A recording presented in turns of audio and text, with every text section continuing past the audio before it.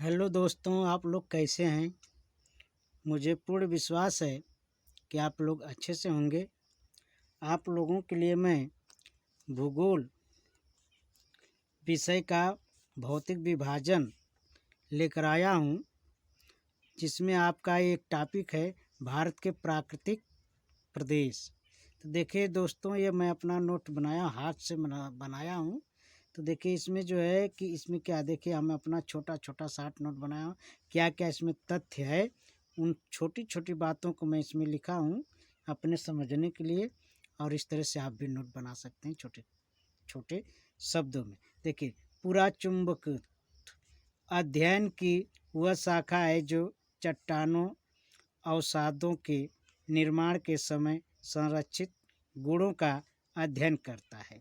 ये पूरा तत्व के बारे में हमने लिखा है कि जो है कि चट्टानों अवसादों का निर्माण यानी संचित इन सभी गुणों के बारे में अध्ययन करता है। इसके बारे में हम जान गए। फिर इसके बाद अगला है कि पृथ्वी के चुंबकीय क्षेत्र का अध्ययन पूरा चुंबकीय के माध्यम से होता है। ये भी हमने लिख लिया।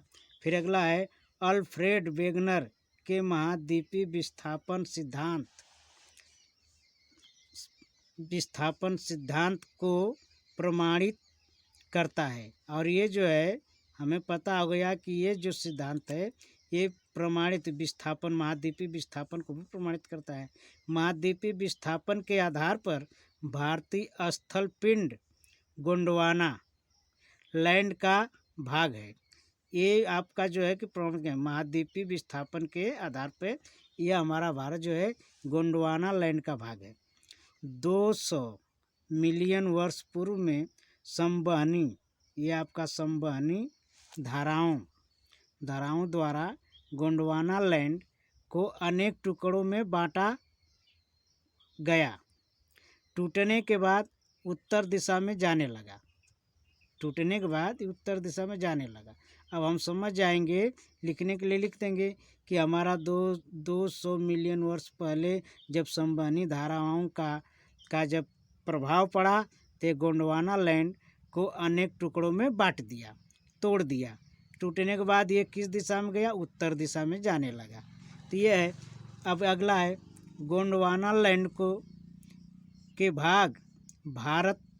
देखिए, ये भारत, ऑस्ट्रेलिया, अफ्रीका, दक्षिणी अमेरिका तथा अंटार्कटिक के क्षेत्र शामिल हैं। यानी कि गोंडवाना लैंड में कौन कौन से भाग हैं, तो इसमें हमारा भारत है, ऑस्ट्रेलिया है, अफ्रीका है, दक्षिणी अमेरिका है, यानी कि नीचे वाला अंटार्कटिक के क्षेत्र शामिल हैं। ये सब क्षेत्र जो है कौन कौन से क्षेत्र हैं ये भी पूछा जाएगा 1 नंबर में। ठीक। अगला है भारतीय प्लेट अपने से बड़े प्लेट यूरेशियन प्लेट से टकराई। यानी कि भारतीय जो प्लेट थी वह यूरेशियन प्लेट से जाकर टकराई। दोनों के टकराव के कारण बीच में टेटिस सागर के अवसादी चट्टान वलित होकर हिमालय और पश्चिमी एशिया के रूप में एक श्रृंखला विकसित किया। यानी कि जब दोनों का टकराव हुआ, टकराने के बाद टेटिस सागर के अवसादी चट्टान यानी कि जो अवसाद निकले उससे वलित होकर, ये आपका वलित होकर ये हिमालय और पश्चिमी एशिया के रूप में, यानी कि पश्चिमी एशिया और हिमालय का निर्माण हुआ। ये अगला हो गया। अब देखें, हिमालय पर्वत एक युवा स्थलाकृत बन गया। तो इन सब टकराने की वजह से हिमालय का एक बहुत नया जो है कि स्थलाकृति बन गया। इसमें ऊंचे शिखर, गहरी घाटियाँ, नदियों का निर्माण हुआ। तो जब ये टकराव हुआ तो इसका निर्माण हुआ, तो इसमें ऊंचे शिखर, गहरी घाटियाँ, नदियों का निर्माण हुआ। नदी बन गया, शिखर बन गया, घाटियाँ बन गई। हिमालय के क्षेत्र में पताल तोड़ कुएं, यानी कि इसमें जो है कि खूब गहराई तक जाने वाला कुआं भी मिला। टेटिस सागर हिमालय के रूप में ऊपर उठने तथा प्रायद्वीप पठार उत्तरी किनारे पे धंसने, यानी कि ये जो है टेटिस सागर का हिमालय के ऊपर उठने के रूप में और नीचे धंसने के रूप के कारण बृहद द्रोणी का निर्माण हुआ। जहाँ ये कहीं ऊपर उठ गया, कहीं नीचे धंस गया, तो जो धंसा हुआ बीच का भाग है वो द्रोणी बन गया। ये वाला हम जान गए कि द्रोणी किसे कहते हैं, ये भी जान गए। प्रायद्वीपीय पठारों से बहने वाली नदियों के अवसादी निक्षेपों द्वारा धीरे धीरे भर गया। जो अवसादी थे वो निक्षेप के द्वारा धीरे धीरे भर गए, जिससे जलोढ़ निक्षेपों का निर्माण हुआ। तो जिससे जो कि जलोढ़ निक्षेप का निर्माण हुआ, जो समतल भूभाग उत्तरी मैदान कहलाया। यानी कि वही जो निक्षेप हुआ, जमा हुआ निक्षेप के कारण ये जो है कि हमारे उत्तरी भाग का निर्माण हुआ, जिसे उत्तरी भाग हम कहते हैं। यह भूगर्भीय रूप से प्रायद्वीपीय पठार पृथ्वी सतह का बहुत पुराना भाग है। ये आज से नहीं, बहुत पुराना भाग है। प्रायद्वीपीय भाग सर्वाधिक स्थिर है, यानी कि बहुत ज़्यादा ये स्थिर है। प्रायद्वीपीय भाग पठार आग्नेय तथा रूपांतरित शैलों से कम ऊंची व चौड़ी घाटियों से बना है। यानी कि जब ये प्रायद्वीप भाग बना तब पठार के आग्नेय और रूपांतरित शैलों से जो कम ऊंचे भाग थे उससे जो किसका निर्माण हुआ। मेघालय पठार प्रायद्वीप पठार का बहिर्शाही है, यानी कि जो भाग है मेघालय का, ये जो है ये इसी का भाग है, प्रायद्वीपीय पठार का भाग है। तो दोस्तों अब अगला देखिए, ये आगे चलें। अब समतल भूमि जो भ्रंशन के कारण भारतीय प्रायद्वीप से मालदा गैप द्वारा पृथक हो गया। यानी कि जब ये भारतीय प्रायद्वीप से जब मालदा गैप द्वारा पृथक हो गया तो इसमें देखिए क्या हो रहा है। भारत के पश्चिमी तट का निर्माण हुआ, भूमि के उत्थान एवं निर्गमन के कारण हुआ। यानी कि जब भूमि का उत्थान होने लगा और निर्गमन यानी कि धंसने और उठने की प्रक्रिया से इसका पश्चिमी तट का निर्माण हो गया।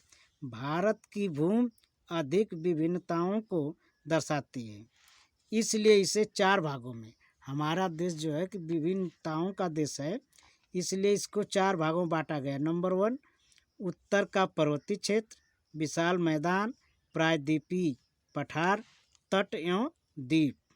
भारत को शैल स्तर क्रम, ऊंचावच और प्रक्रमों के आधार पर 3 प्रमुख और 6 उपभौतिक भू आकृत प्रदेशों में बांटा गया है। ये भी पूछा जाता है कि कितने उपभौतिक हैं, कितने इसके भाग हैं, तो ये भी हमने बता दिया। 3 प्रमुख हैं और 6 जो है उपभौतिक भूभाग हैं, आकृत हैं। फिर इसके देखें वो 6 कौन कौन से हैं, यहाँ पे हमने दिखा दे रहा हूँ। देखिए ये है आपका अगला उत्तरी पर्वत, फिर सिंधु गंगा का मैदान, फिर थार मरुस्थल, फिर मध्य उच्च भूमि और दक्कन का पठार। फिर अगला है तटीय मैदान, फिर अगला है अपतटीय सागर और द्वीप का मैदान। अब देखिए इसको हम यहाँ मानचित्र से भी समझ सकते हैं। देखिए ये जो हिस्सा है यहाँ से जो हम डाट करके दिखाएंगे, ये वाला ये पूरा गुजरात से लेकर है, ये वाला हिस्सा सब दिखाएगा। देखिए ये वाला हिस्सा जो इधर वाला जो है ये पश्चिमी तटीय मैदान है, और ये वाला जो है राजस्थान वाला ये थार मरुस्थल का क्षेत्र है। और ये देखिए यहाँ पे ये वाला हिस्सा जो है ये उत्तर का पर्वतीय क्षेत्र है, और ये जो है कि आपका यूपी में पड़ता सिंधु, ये आपका है सिंधु गंगा का मैदान है। यहाँ से सब जितना ये सब मैदान सब इसमें पड़ता है ये।